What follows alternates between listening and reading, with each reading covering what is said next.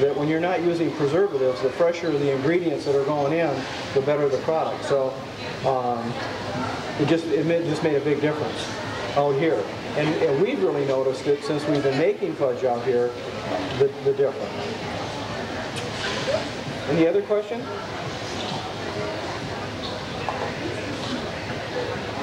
Usually people ask me how we got started in the fudge business, and I'm happy to say that my bride next to me here was also my next door neighbor.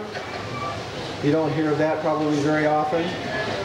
And she spotted me and she said, "You're the one." Of course, there was only like 1,500 people in our town, and I think I may have been one of 3 or 4 eligible bachelors. So, and at 16, 17, 18 years old, you know. But we worked together in a fudge store all through high school, and then after high school we got married and moved away and went to school, and we've always had some involvement with the confection business. We've always had at least one store. Right now we have 4 stores. We have a store in Palm Springs that's our pride and joy. Then we have stores in San Bernardino, Visalia, and in Watsonville, way up by San Jose. And we make it in all of those, well, we make it in every store but in Watsonville. There I send it to them because it's a little bit out of the loop. Okay, we're almost there. And again, a 1/4 of a degree is critical. A 1/2 a degree will actually make the product so that I really don't want to sell it. My wife tastes every batch to make sure that it's the way it should be. Okay, we're almost there.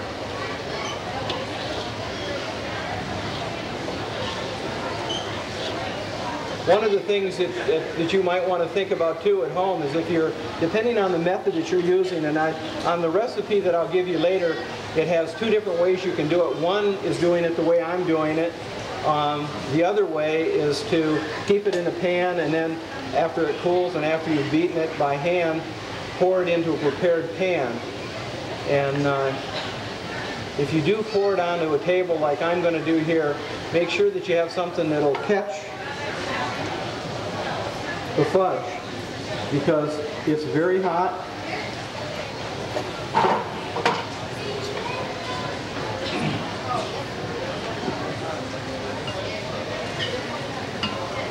And if you don't have the bars closed, guess where it goes?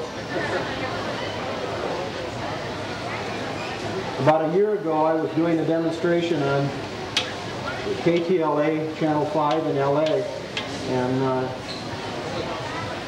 one of the people there were helping me, a newscaster that I won't mention her name, and she thought off camera that it looked like a pretty easy thing to do, and being on camera we all know is easy, so I traded her, but she didn't know I was going to trade her, and right at the last minute, just before they cut off to go to a different story, I handed her this scraper, this very scraper. And so she started to work the fudge around, and pretty soon it started going on the floor, and more went on the floor, and we had quite a mess by the time the interview was over. And hopefully that won't happen here today, because this is a brand new stage and a beautiful setup, and chocolate fudge in this carpet is not a cool thing. So hopefully we'll keep it off the carpet. Now, can everybody see what we're going to put in next? This is the secret stuff. And I bet at least 50% of the people in here know what this is. Vanilla. This is real vanilla, the best that we can get.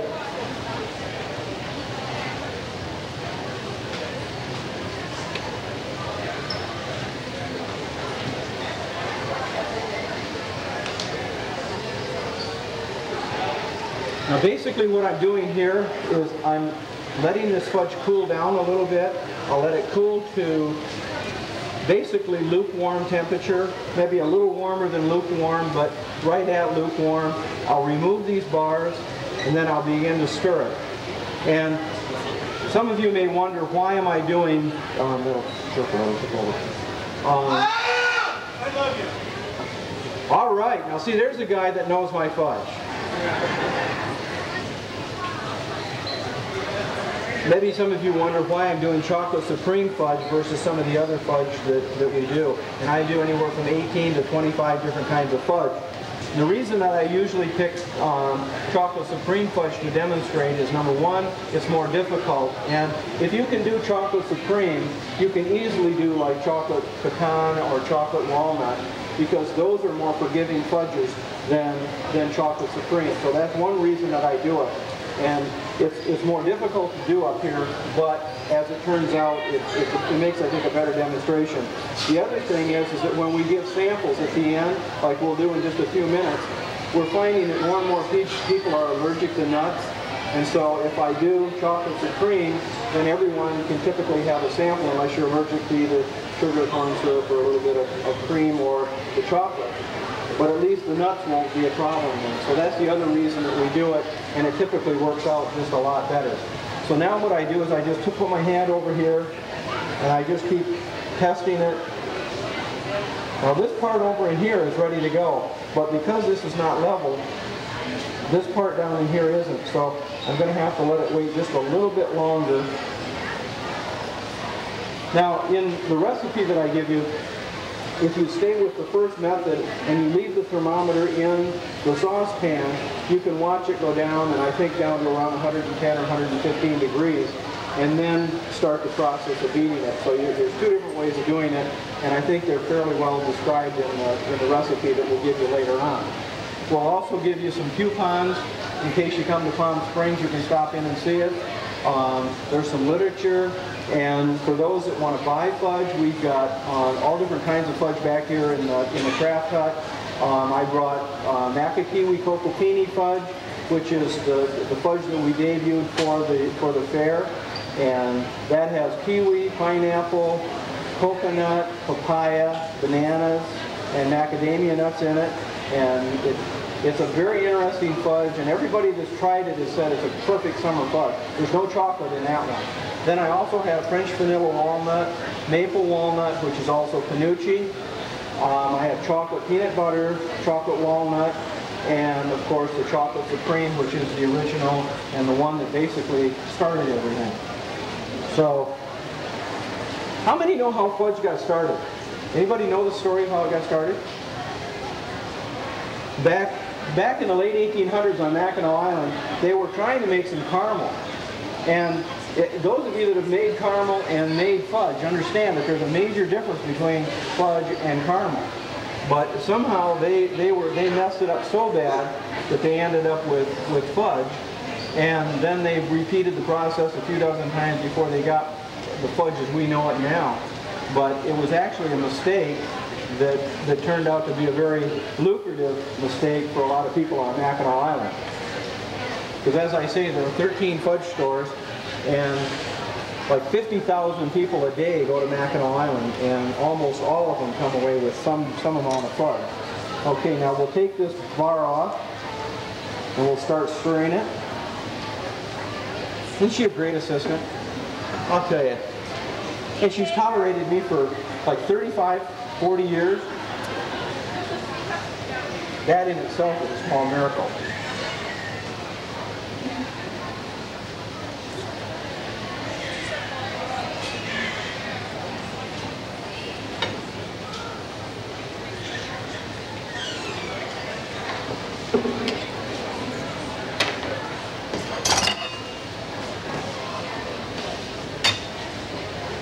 And you can see that it's still real warm and very liquidy, and wants to go on the floor. This is one of the fears that you have when you're up here and you're doing this and you go, please stay on the table, because there's just nothing that is worse than doing a demonstration when it goes on the floor.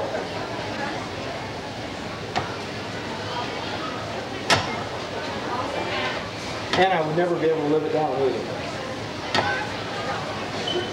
Now, one of the things that you want to watch for, and this holds true not only for here, but when you're making it at home, and watch the surface, because the surface will go from being very shiny, and I think on TV you can see it fairly well. Is the table, the fudge, showing up real good on the television screen? Okay. But it'll go from being very shiny to more of a satin look. And I'm watching for that. And that's telling me that the fudge is starting to crystallize, or as we say, grain up. And as it grains up, then I'll form it into a loaf. We'll let it cool just a little bit, and then we'll sample it. So I'm watching for it not only in the top there from being shiny to more of a satin look, but then also on the scraper here, I'm watching, and let me use this one right here. And you can see it just starting a little bit if that's showing up. I'll try to put it there. You can see that light color? That's the fudge actually starting to crystallize, which is what I want. So we'll just keep stirring it here. And again, this is not a process of seeing how hard you can stir the fudge. What you want to do is stir it from end to end and top to bottom, making sure that it gets mixed thoroughly. You don't have to hurt it. People that help me make fudge oftentimes say, well, it's unruly and it doesn't mind. And believe it or not, fudge does not have a mind of its own. It will mind if you make it.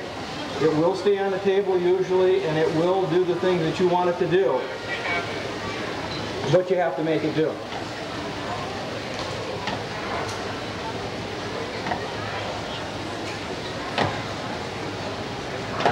Any other questions while I'm doing this? We'll take another couple minutes. What makes fudge fudge? What makes it fudge fudge? What makes a fudge? I mean, we're talking about one that has all fruits in it. What are the basic? Well, fudge is sort of a generic name for a confection that's sugar-based. Oftentimes people think of fudge as just chocolate, and that's not really the case. Like the Panucci fudge, which again was originated in northern Michigan, and it was an offshoot of maple sugar candy. People love maple sugar candy, and they put maple syrup into the fudge without the chocolate, and it varied the recipe a little bit, and came up with what's called Panucci.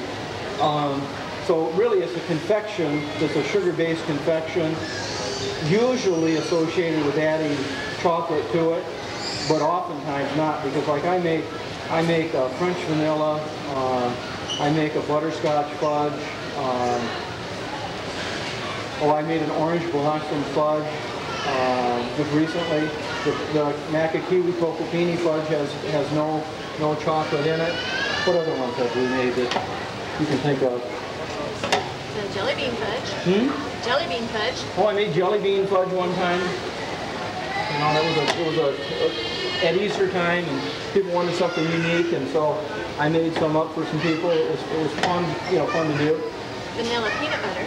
Vanilla peanut butter, which has no chocolate, but a lot of peanut butter. It's similar to the chocolate peanut butter we have in the back there, except that there's no chocolate to it. So it's basically it's just a sugar-based confection. I think would be probably the best answer. There was another question? Pardon me? I use the Guittard, and it's called chocolate liqueur. It's not liqueur.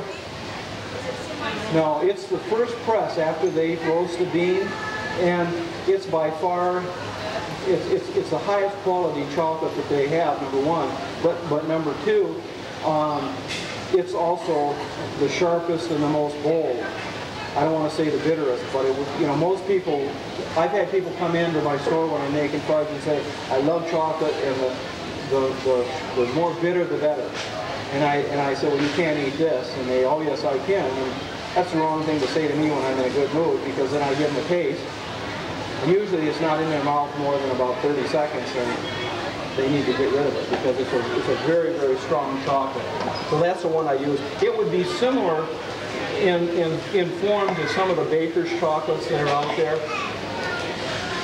but it's the best chocolate that they make. I mean, it's a world-class chocolate. Another question? We're going to just keep stirring it, and you'll see here, see that discoloration right there?